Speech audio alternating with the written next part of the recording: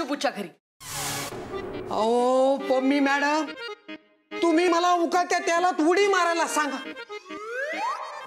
तुम्ही मला उंच कड्यावरून उडी मारायला सांगा, नाहीतर तुम्ही मला आहे ना मला पाण्याखाली समाधी घ्यायला सांगा, नाहीतर भर थंडीत चांदीच्या महालाच्या टोकावर बसवा, आणि हे पण नाही जमलं ना तर मला हत्तीच्या पायाखाली द्या. अहो तुमच्यासाठी ना मी हसत हसत हत्तीच्या पायाखाली जाईल.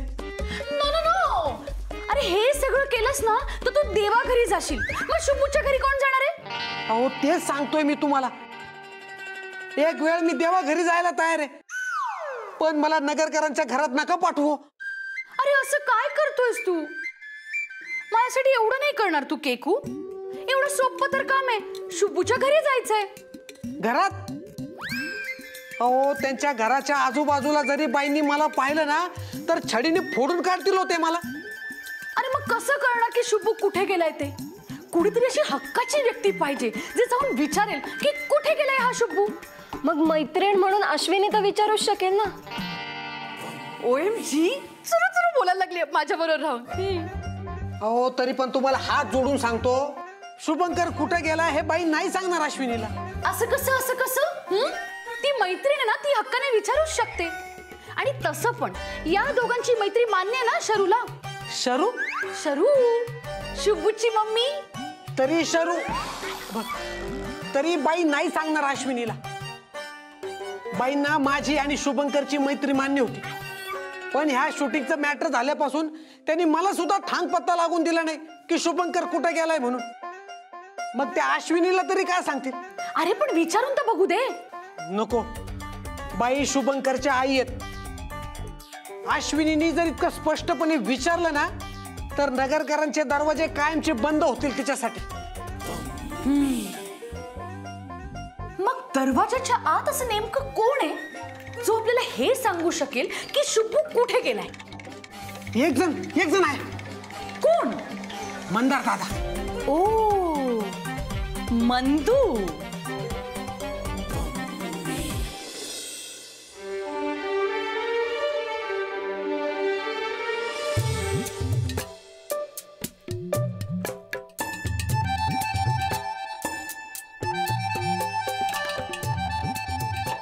आई वाचते आता. तू जाणार. मी काय करू? आणि मी काय बोलणार आहे? आता जे काय बोलायचं ते तूच बोल. बाबा तुम्ही सांगा ना.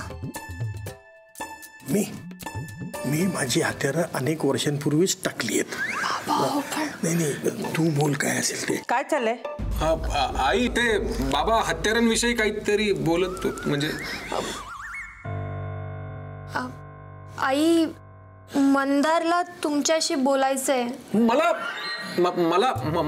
मला बोलायचं होतं आई, पण बाबा म्हणले की मी बोलतो, मग मी काय बोलू ना. मग बाबा म्हणजे हा म्हणजे मलाही बोलायचं आहे म्हणजे होतं, पण मी विचार केला आपल्या घरातली थोरली सून आहे, तिलाही मान दिला पाहिजे ना आपण. मग ती बोलेल. कविता तू बोलून टाक काय असेल ते. बोल. या आतमध्ये. हो आत या.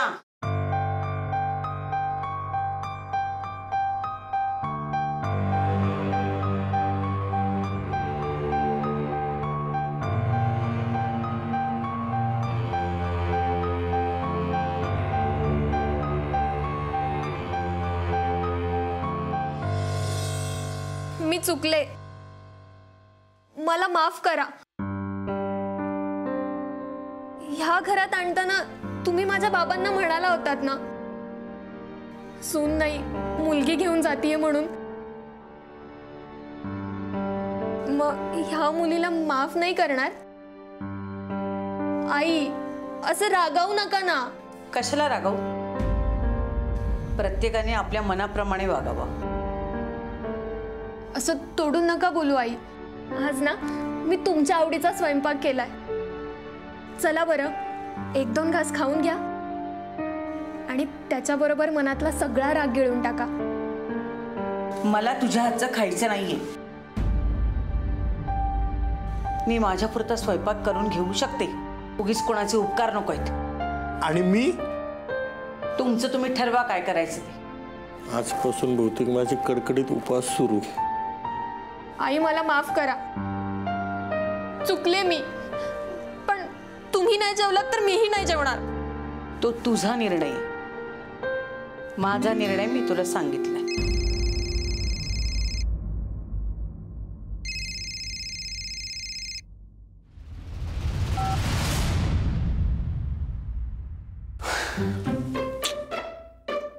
उचलत नाहीये.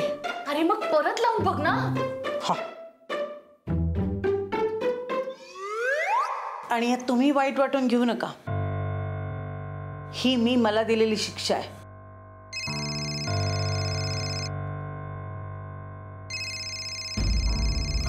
आई, केकेचा फोन आहे. घे.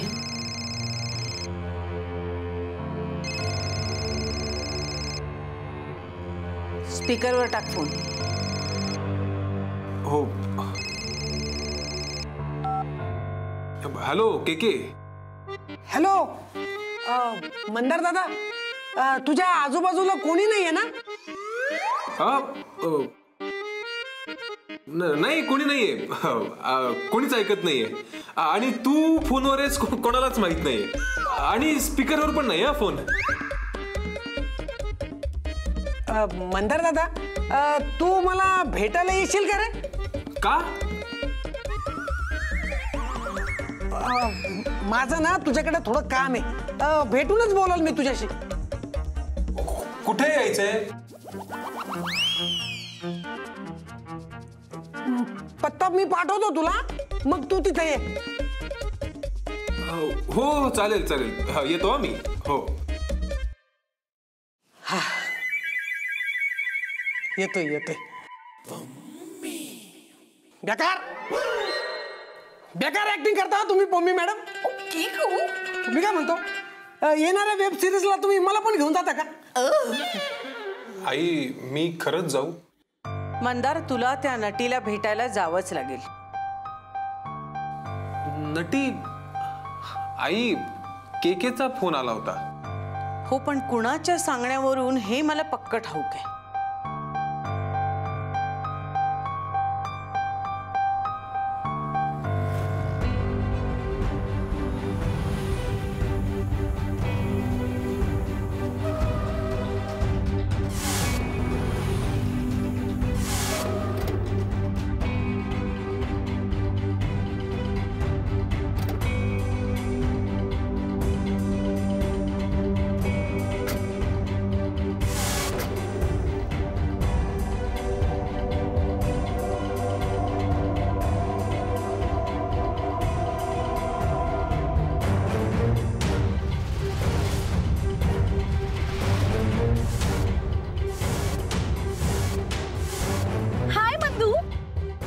मंदार नाव आहे माझं. तेच ते. मी लाडाने तुला मंदू म्हणते की नाही? पण मला इथे केकेने बोलवलं होतं ना. हा, माझ्याच कामासाठी बोलवलंय. म्हणजे काय काम होतं तुमचं? काय आहे ना, माझं खूप महत्वाचं काम आहे शुभूकडे. कुठे येतो त्याचा फोन पण लागत नाही. नेमका कुठे गेलाय मलाही माहित नाहीये. ए, असं काय करतो सांग ना. अहो, मी सांगते. बाळ कुठे येते?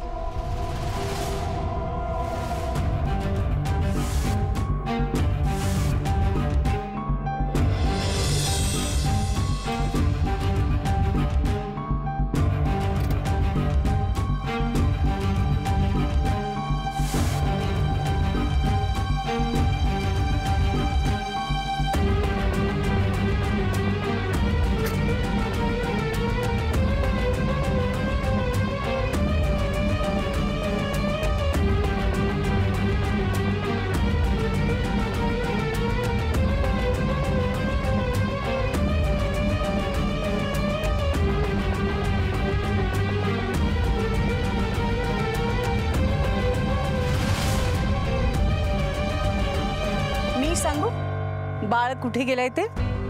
अगं सरू, तू सांग सांग. तू सांगणार आहेस का? मला ऐकायला आवडेल तुझ्याकडून. कुठे गेलाय शुभू? बाळ पुण्याला गेलाय.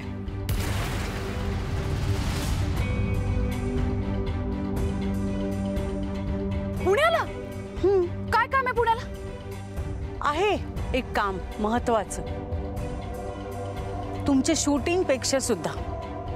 असं काय महत्वाचं काम आहे? तन्वीला भेटायला गेलाय तो.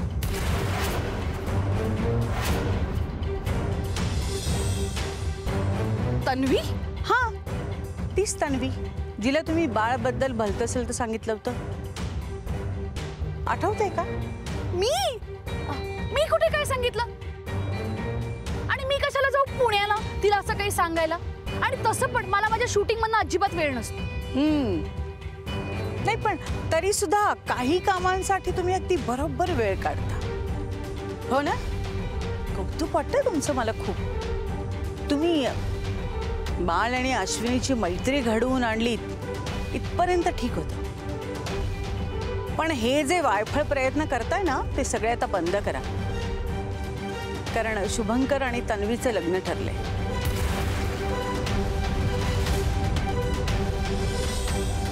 काय? जेडूत कम काय झालं पम्मी दी? काही नाही, तुमच्या दीदीला धक्का सहन नाही झालाय, डॉक्टरकडे घेऊन जा तिला. 1 मिनिट, डॉक्टरची गरज मला नाही, तुला आहे शरू. कारण त्या तनूने ना शुभूला कधीच नकार दिलाय. त्यांचं लग्न नाही होऊ शकत. उतावळा नवरा, गुडघ्याला काय ते समथिंग बाशिंग. तेच ते. नाही, पण तुम्हाला कसं कळलं तन्वीनी शुभंकरला नकार दिलाय ते? तुम्ही होतात का तिथे? का तुम्हीच नकार द्यायला सांगितलं तिला? मी कशाला सांगू? मला काय गरज आहे? तुम्हाला गरज नसेल, पण मला गरज वाटली बाळासाठी तिच्या होकाराची, म्हणून मी तिला जाऊन भेटले. समजूतदार आहे मुलगी, ऐकलं तिने माझं. तन्वीने लग्नाला होकार? म्हणजे काय?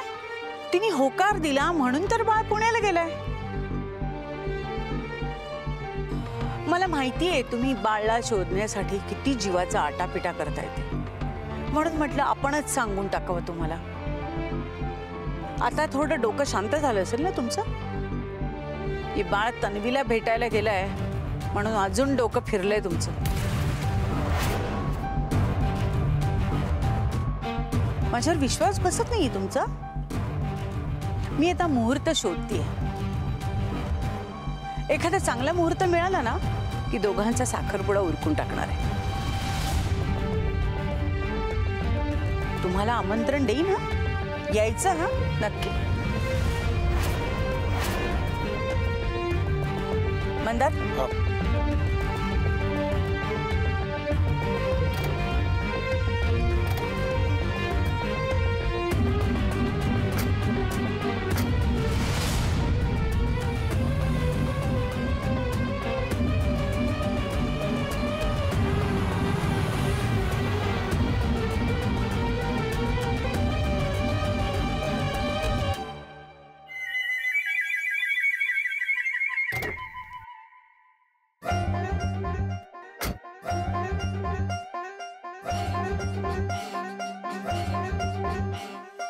मम्मी मॅडम काय म्हणत होत्या बाई?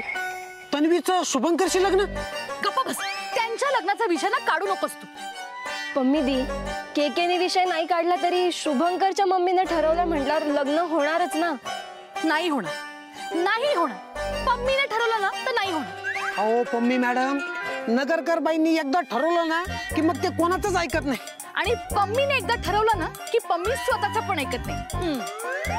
काय बोललात तुम्ही? वा. पम्मी दी, केकेने विषय नाही काढला तरी शुभंकरच्या मम्मीने ठरवलं म्हटल्यावर लग्न होणारच ना.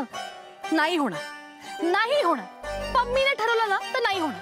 अहो पम्मी मॅडम, नगरकर बाईंनी एकदा ठरवलं ना की मग ते कोणाचंच ऐकत नाही. आणि पम्मीने एकदा ठरवलं ना की पम्मी स्वतःचं पण ऐकत नाही. काय बोललात तुम्ही? वा. पण हे वाक्य मी हिंदीतून ऐकलंय. हिंदीत पण मी हेच म्हणेन, अगर मी एकदा ठरवलं ना की मी स्वतःचं पण ऐकत नाही. हे हिंदीतून होतं? असेल. पम्मी दी, नका चिडचिड करून घेऊ. त्यापेक्षा शुभंकर तन्वीला भेटायला गेला याचं भांडवल करा. म्हणजे या गोष्टीचा फायदा करून घ्या. ते कळलं ग. फायदा कसा करू ते सांग.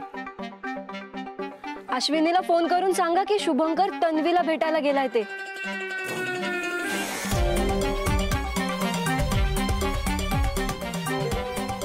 त्यानं काय होईल? अश्विनीला कळलं की तिच्या मनात शुभंकर बद्दल काय भावना आहेत ते कळतील. तिच्या भावना उफाळून येतील. म्हणजे तुम्हाला फार काही करावंच लागणार नाही. OMG, very nice idea. Let's go to boutique. Keku, Zendu, follow मी. चला जाऊ दे.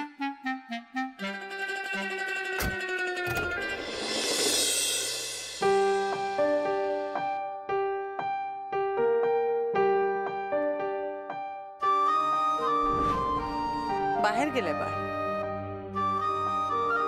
खूप महत्वाचं काम आहे. कुठे गेले असतील फोटोग्राफर?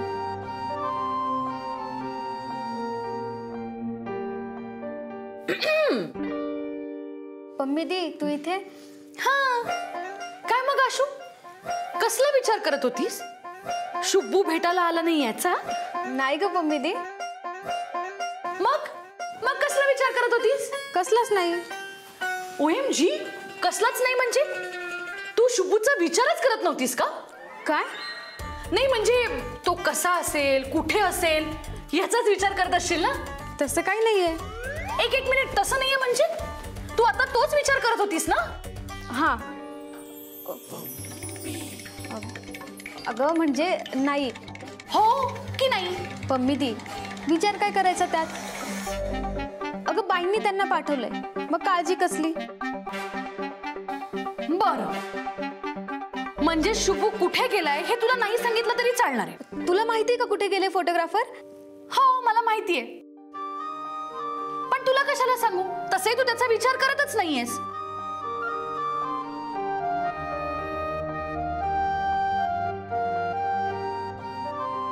तुला खरंच माहितीये का? अगं हो, पण जाऊ दे. तुला सांगितलं ना तर तुला उगाच वाईट वाटेल. का? काय झालं? सांग ना पम्मी दी. नाही बाबा नाही, माझ्याने नाही सांगवणार आणि तुझ्याने ना ऐकवणार पण नाही. नको नको. ए बाबा केकू, तूच सांग. नाही नको, राहू दे. तू तरी कसं सांगशील? शेवटी तुझा मित्रच आहे ना तो. जाऊ दे बाबा, मीच माझ्या काळजावर दगड ठेवून सांगते. आशू, शुभू आहे ना पुण्याला गेलाय. आता तो पुण्याला का गेलाय हे तुला सांगायला नको. तरी पण मी तुला सांगते, तो ना तन्वीला भेटायला गेलाय. खरंच, माझ्यावर विश्वास नसेल ना तर या केकूची शपथ. पम्मी दी आता तो पुण्याला का गेलाय हे तुला सांगायला नको.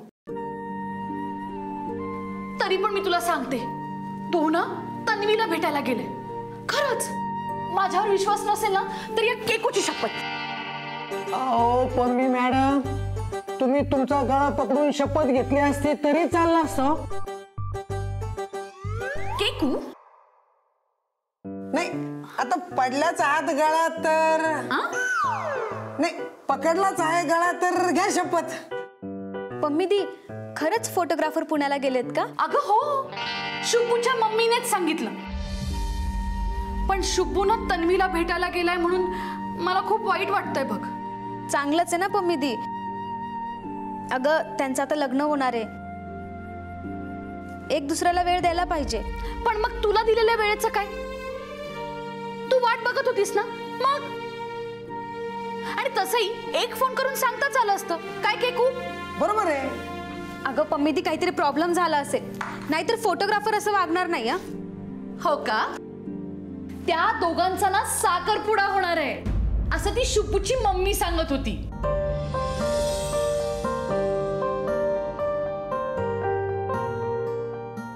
अगं मग चांगलंच आहे ना. फोटोग्राफरच्या आई आहेत त्या फोटोग्राफरसाठी चांगलाच निर्णय घेतील. अगं पण तू त्याची मैत्रीण आहेस ना. मैत्रीण तर मी आहेच, आणि त्याने काय फरक पडतोय? पम्मी दी ऐक ना, मी काम करते आहे, मॅडमला हे काम पूर्ण करून द्यायचंय.